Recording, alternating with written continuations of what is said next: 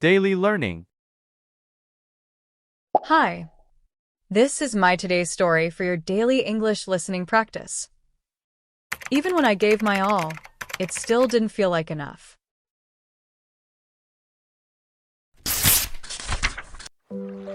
It all began with something so quiet and so subtle, like a soft whisper drifting through the breeze.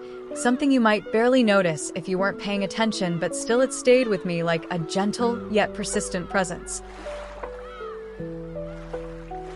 I was doing everything I could every single day. I forced myself to rise from bed while it was still dark outside, and I pushed through long, exhausting hours filled with effort and hope. I followed the dreams that were painted for me by society and by my own younger self. I kept whispering inside my mind that maybe, just maybe, with one more step and one more sacrifice, everything would finally become better and brighter. But no matter how much I gave of myself, there remained a deep, heavy, aching feeling lodged in the center of my chest. Something invisible, yet powerful, like a reminder that somehow I was still incomplete and not quite enough. In the beginning, I tried to ignore this unsettling and confusing emotion. I smiled brightly whenever people glanced my way. I nodded politely when they gave compliments, and I always said I was doing fine even when I felt like I was drowning inside.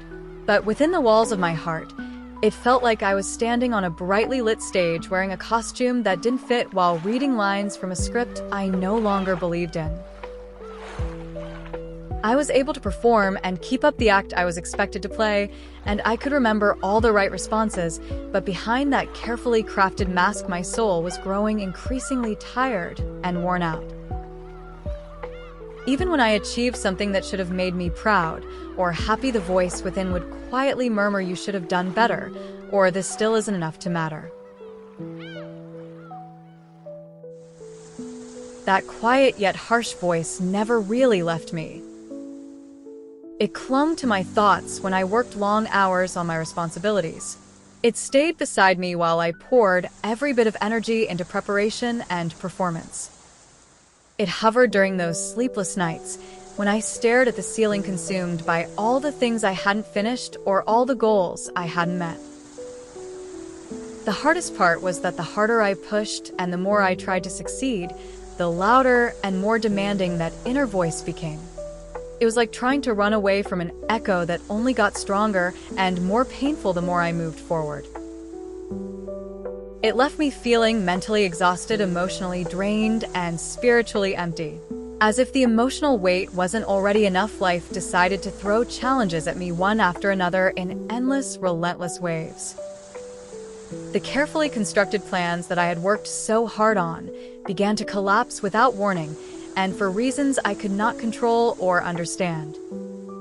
The people I thought I could depend on slowly vanished right at the moment when I needed them most. Rejection started coming so often and so suddenly that I stopped being surprised. Each failure felt like a personal attack, like a cruel reminder stamped across my forehead, saying still not enough and never will be. The pain started transforming into anger, not just towards the world that kept testing me, but towards myself for being too soft, too trusting, and too naive. I was angry at my own vulnerability and furious that I had believed things would eventually change. I was frustrated with my reflection in the mirror for being tired and not fighting harder. Every time I tried to get up, I was knocked down again by forces I couldn't name or prepare for. My chest felt like it was carrying a heavy, invisible weight that pressed down harder with each passing day. It felt like I was holding my breath while trying to run a race, and no one around me ever noticed. No one saw how much I was really giving. No one heard the silent scream that echoed inside me.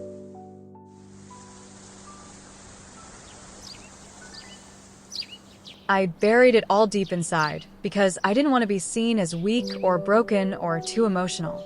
I was afraid people would think I had given up, so I kept pretending. I became quieter and colder and more distant. I worked harder than everything, and I wore fake smiles like armor and kept going through the motions even as my spirit cracked under pressure. I can't count how many times I cried silently late at night behind locked doors while wondering why I felt so alone and invisible and unworthy. The world kept moving around me while I stood frozen in my pain.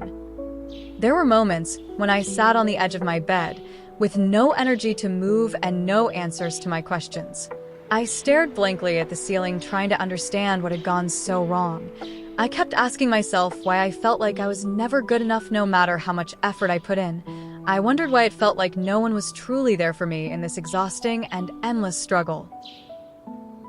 Slowly, I stopped believing that anyone cared. I stopped reaching out for help or comfort. The sadness inside turned into a quiet rage and a dull numbness that made everything feel meaningless. I often had the urge to scream at the sky or punch walls or run far away to a place where no one knew my name. But I didn't know how to express any of that pain in a healthy way, and that only made everything worse. I swallowed every bitter feeling and buried it so deep inside that even I started forgetting how to feel. Every day, I hoped the sadness would disappear, but it stayed there stubbornly, like an unwelcome shadow. And then, without warning, something very small and gentle shifted inside me. Not in a loud, dramatic way, but more like a flicker of candlelight in complete darkness. One night, when the pain felt too unbearable to hide anymore, I finally admitted it. I didn't say it to anyone else, just to myself. I sat alone in the dark and whispered the words I had been avoiding for so long. I am not okay. And for the first time, I stopped trying to be strong. I allowed my tears to fall freely, not from anger, but from deep sadness and relief. In that quiet moment, something inside me softened and started to heal.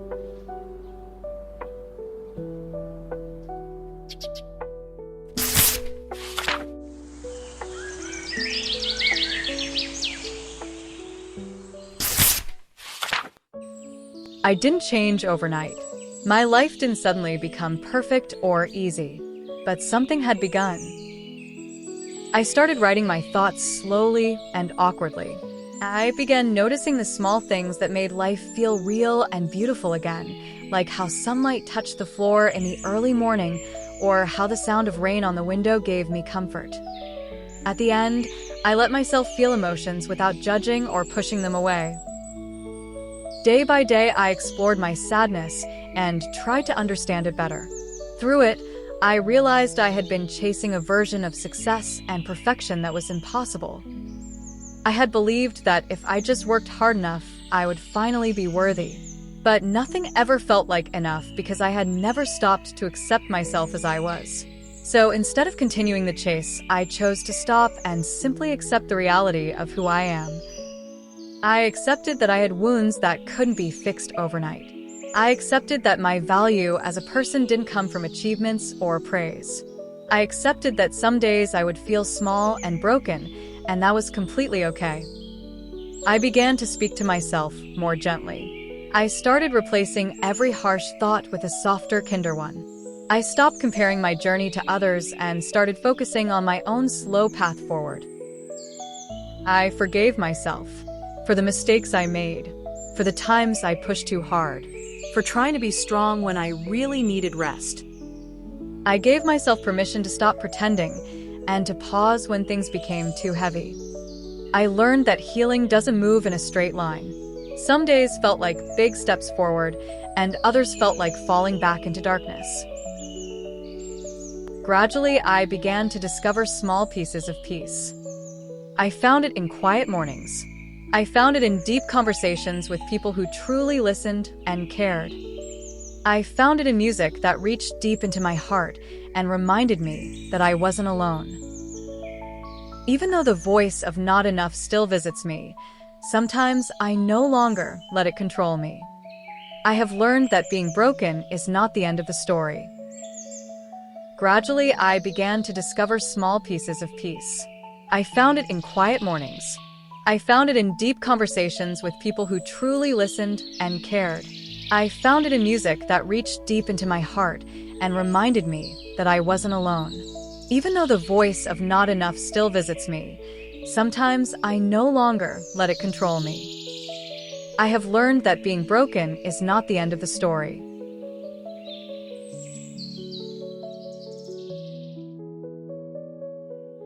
I'm still learning. There are still days when I feel tired and uncertain. But now when those days come, I ask myself a new question. Is this feeling true, or is it just old pain trying to speak again? I remind myself that being enough isn't about doing everything perfectly. It's about being honest about where you are and showing up anyway.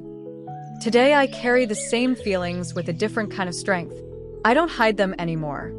I talk about them when I need to. I let myself breathe and feel.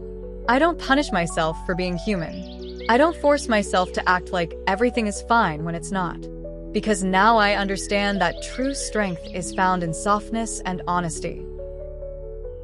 I've made peace with the fact that this journey is long and full of both beauty and difficulty. But I'm still here. I'm still walking through it all.